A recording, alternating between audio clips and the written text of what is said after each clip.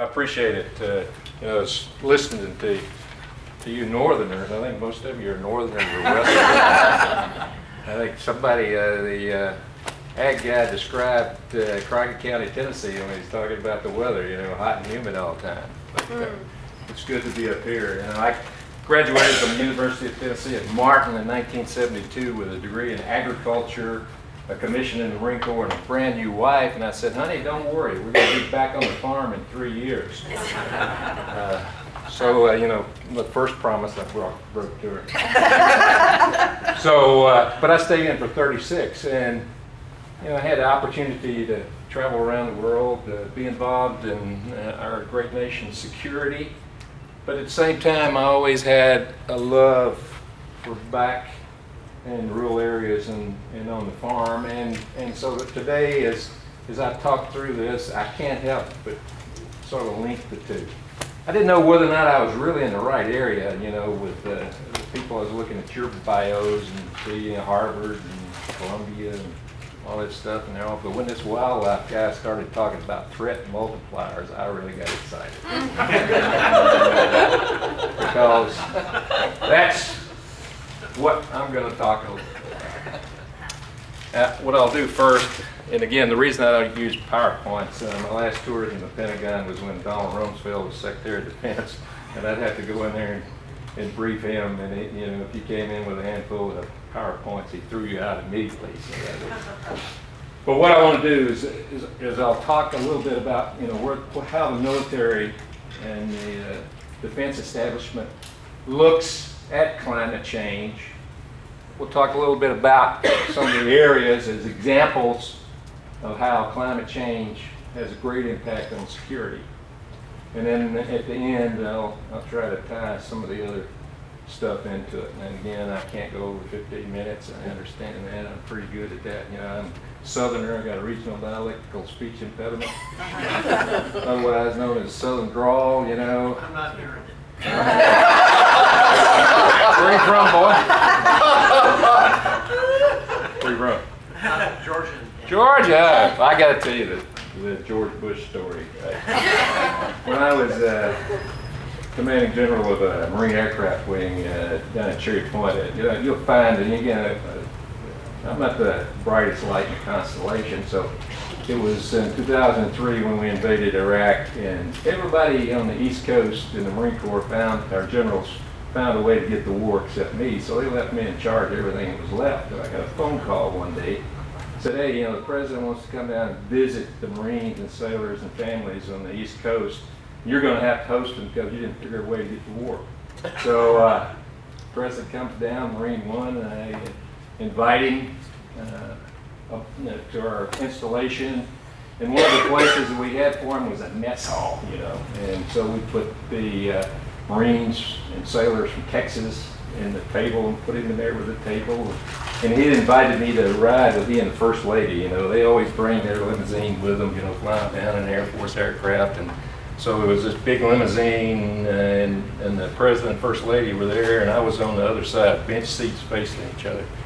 He got out of the mess hall, and he was just as happy as he could be. He just going on, he said, that sailor from Amarillo, what a great Texan she was, and I loved her. And that Marine from Texarkana, what a great Texan. And finally, he just ran out of breath, and I saw my chance. And I said, Mr. President. He said, what? I said, if you Texicans had done as good a job of holding your part of the wall at the Alamo as the 26 Tennesseans, Texas history would have been different. Just to show you I'm not as dumb as I led to believe, I was in the desert in 6 months. But the military looks at threats. We've got people in the Pentagon and other places. What do we need to be thinking about? Right now, it's pretty obvious, okay? Around the world, we've got a variety of threats, and it ranges from the individual that's enabled by globalization, the internet and stuff, and can act on his own and create large events. You've got groups like Al-Qaeda and ISIS that are transnational, that can bring their resources to bear. And then you've got rogue states like North Korea, Iran and some of the others it posed. And then you've got states that are trying to be peers, like the Russians. You know, I got a lot of European friends. I had a tour in Europe and everything. And, you know, we talk about the Cold War and the struggle and everything. They said, hey man, that was a time of a long peace. And the reason was is the Soviets took care of their people, their clients, and we took care of our sphere of influence. And so, except for the little things like Korea and Vietnam, it was an era to many people of a long peace where we didn't have this. And then the wall comes down. We've got a Russia that is incapable of influencing their sphere. And now we've got a United States that's unwilling right now to resume that role for us. So we have places like Ukraine where we have instability. And then throughout the global sphere, Syria, a lot of talk about Syria. And think about, okay, well, how could climate change have made the situation in Syria worse? How could it have been a threat multiplier, as my wildlife guy said, to do that? You go back and look at it, 5 years before the Civil War broke out, there was a severe drought in Syria. Severe drought. 1.5 million people had to flee the farming area, the rural areas, and go to Aleppo. You guys heard of Aleppo and gals? And some of these other locations without jobs, without support, and creating that environment for chaos and for actions to start.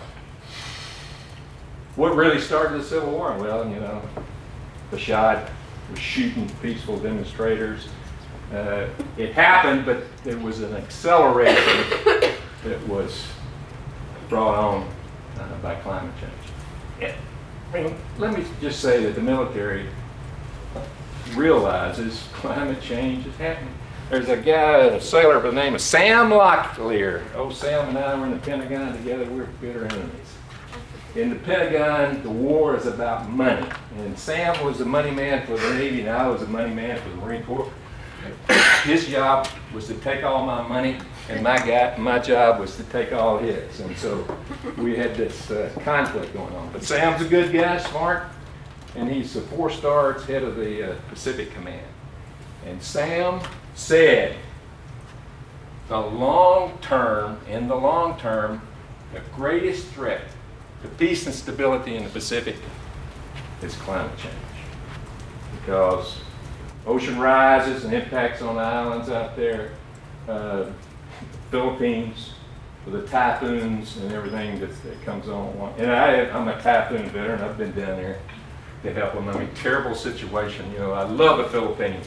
Great people, but they keep getting smashed, and they're getting smashed even more so. So, as we see the increase in the impact of these and the strength of these storms. Excuse me. So Sam, climate change, long term, greatest threat we have in the Asia Pacific. You know, I'm a Southerner, so I grew up as a Southern Baptist. And, you know, I remember going to church, Barker's Chapel Baptist Church, and I'd go in there, and on the wall was a picture of the Jordan River. And there were since we're Baptists, there's a picture of all the people getting dumped in the river, you know, baptized.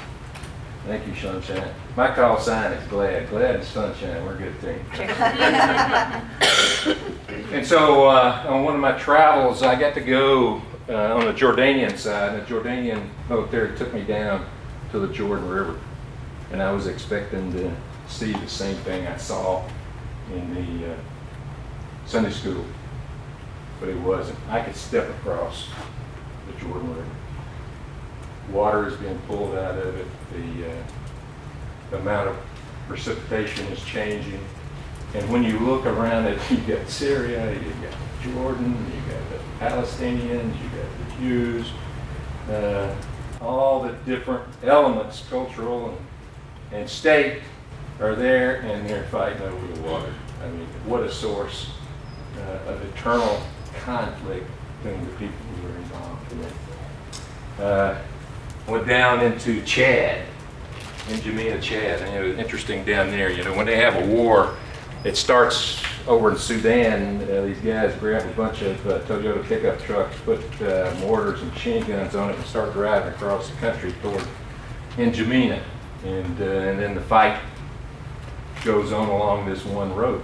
But there in Chad, you know, you got Lake Chad, and you see on the maps this big lake, and then you fly over it, and what you see is it's a series of dust berms that has a little water in between it. And again, that is the main source of the river that runs out of it, main source of water. And again, accelerator as it causes people to migrate because of lack of resources to be able to do that.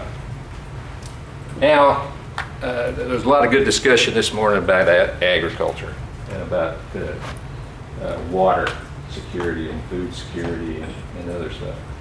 You know, it's the population is going to increase by 2 billion people by 2050.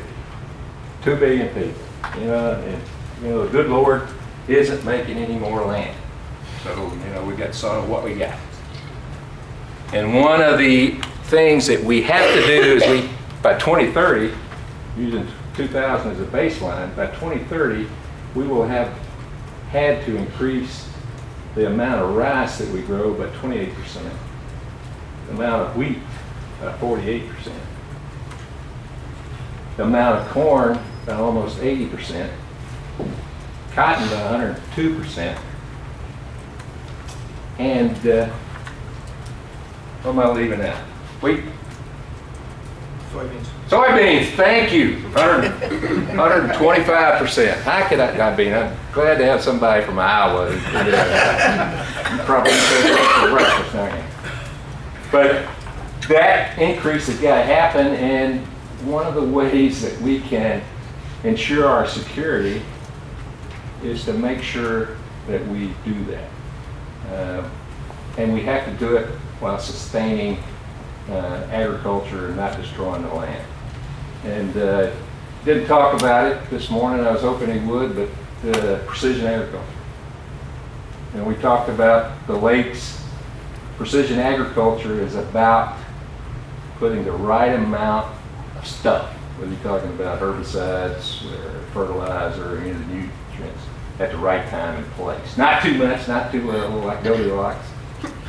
And so that we get to grow the stuff we need, but at the same time, we don't pollute the environment. And why is that important? Well, again, I talked already about water, and I talked about food and about insecurity that brings about what happened to Syria and about what happened to the other place.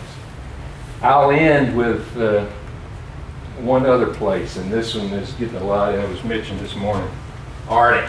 I love this. You know, I knew this past week that we were really serious about the Arctic when I read that Canadians had declared that Santa Claus was a Canadian citizen. Now that shows how serious this situation is.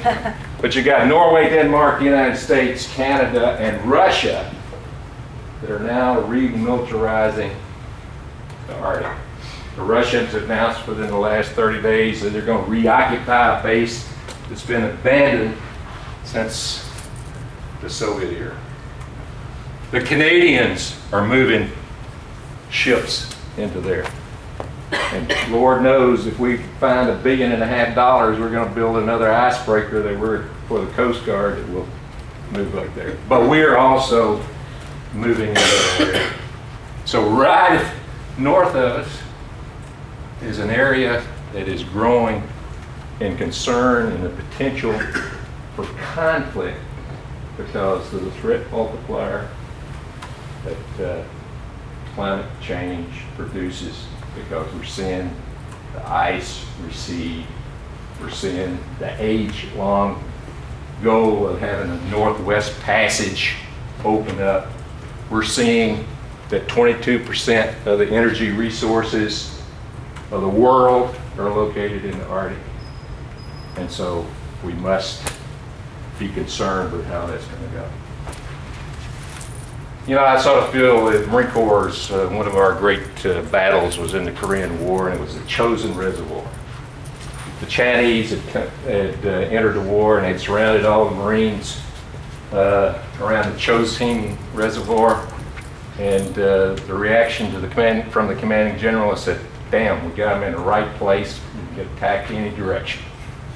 And that's where we are now, is that we have a lot of opportunities here, whether we're talking about agriculture, we're talking about security, we're talking about businesses that you'll hear here shortly, to move ahead. I am not sad, or I am optimistic about where we're going, because I've seen a broad variety of people, from people in my deep red state of Tennessee, TVA, we've got a lot of solar going on down there, to others that are understanding that climate change is real, and that we, human beings, are responsible for at least a part of it, and it is our responsibility to the future generations to do something about it. And I think the military is taking their leading role with that, in actions that we've already taken, what we're trying to develop on alternative fuel, what we're doing with solar power installations, and other elements that are coming along. But I want you to know, and to underline this, is that the military recognizes what the threat is, and we're in there pitching. I'm going to quit now wobbling and let. The general after that. So.